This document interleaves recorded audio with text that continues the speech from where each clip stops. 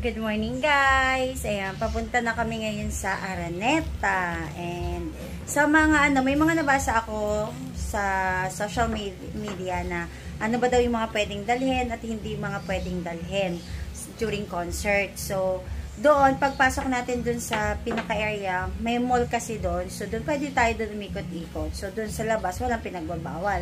Pero pag pumasok na tayo ng Smart Araneta, maraming bawal. Katulad na lang ng bottled water. Bawal magdala ng bottled water.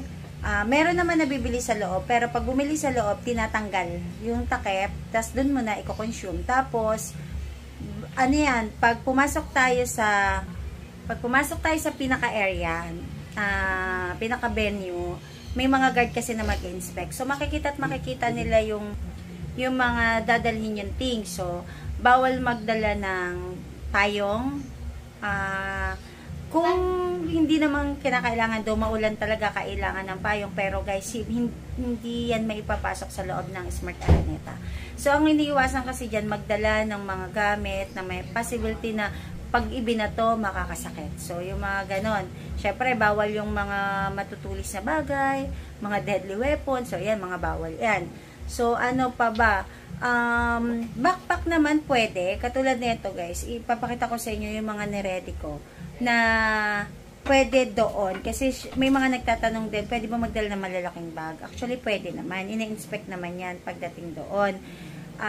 Basta't bawal din magdala ng pagkain. Mga prutas, yung mga matigas na prutas, bawal yan. Ano yan?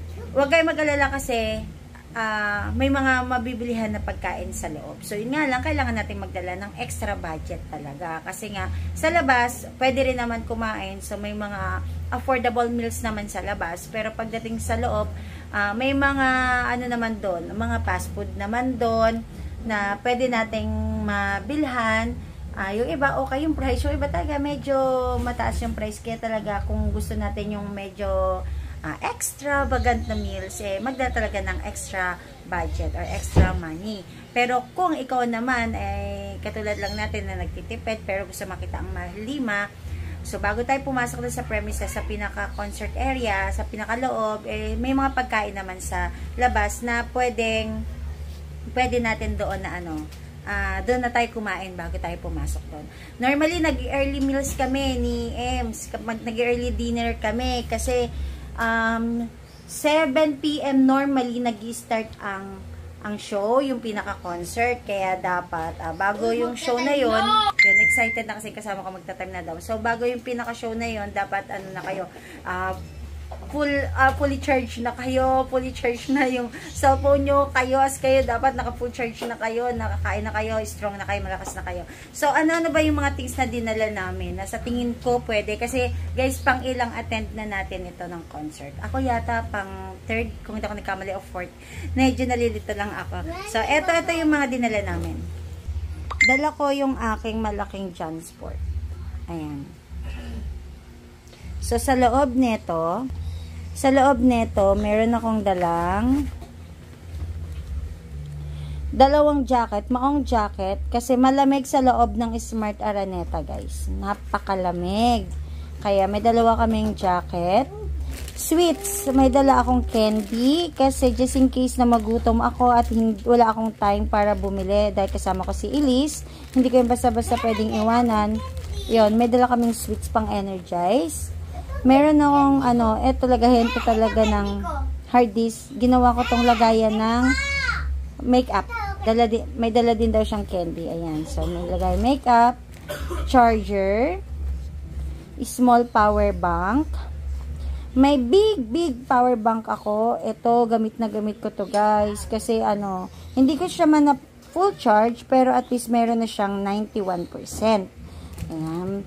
Tapos, pan, kasi dahil maaga kami, 7 pa naman, 10 pa lang 10 AM pa lang, mainit minsan sa labas, may humid, yan, kaya may dala kaming pan, plastic just in case na kailanganin, earbuds, wallet, huwag niyong kalimutan yung ticket, pinaka-importante, so check ko din yung ticket ko, nilalagay ko yan dito, sa pinaka-loob.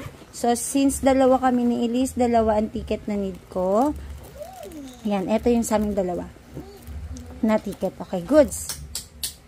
Tapos, ayan, mga papers. Dito ko nilagay yung consent ko para kay Elise. Kailangan ng waiver kapag may kasamang minor or kapag may kasamang PWD or pregnant. So, merong mga waiver na pinipirmahan. So, ito yung sa akin. 2 copies yan. Tapos, extra phone. Nandyan. Wet wipes. Ayan. Nakalimutan ko na saan na yung list. Nakalimutan ko yung tissue. Ay, hindi. Nilagay ko pala dito sa labas. Kasi dito sa labas, ito naman siya.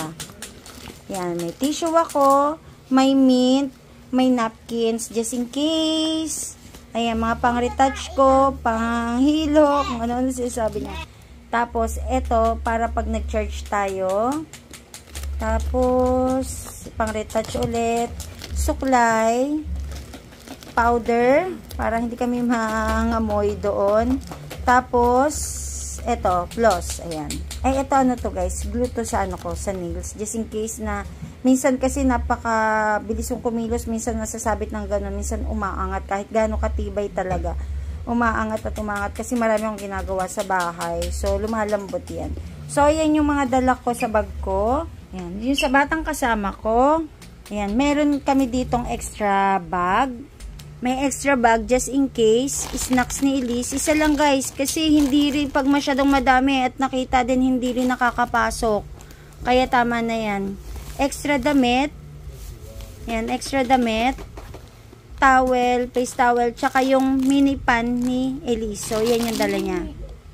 So guys yan yung mga common na dinadala. Actually may nakalimutan ako. Ito yung mga dinadala na pwede nating maipasok. Actually, may nakalimutan ako. Nakalimutan ko yung extra damit. Naku, bakit? Naku, importante. May extra damit kasi lalo na... Ayun, medyo... Sorry na, puputol-putol kasi medyo maingay yung aking kasama.